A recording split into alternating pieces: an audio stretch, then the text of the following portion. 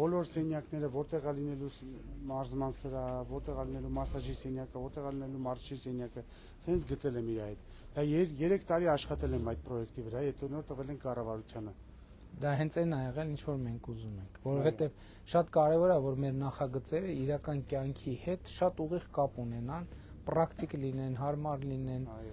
եւ արդյունքների։ Ես ինչու եմ ուզում կայանատեղի, որովհետև մամաները երբ որ երեխաներին բերում են անձրևած ցուրտը, հնարավորություն չունեն դուրս կանգնել սպասել, պետք է կայանատեղի լինի, որպեսզի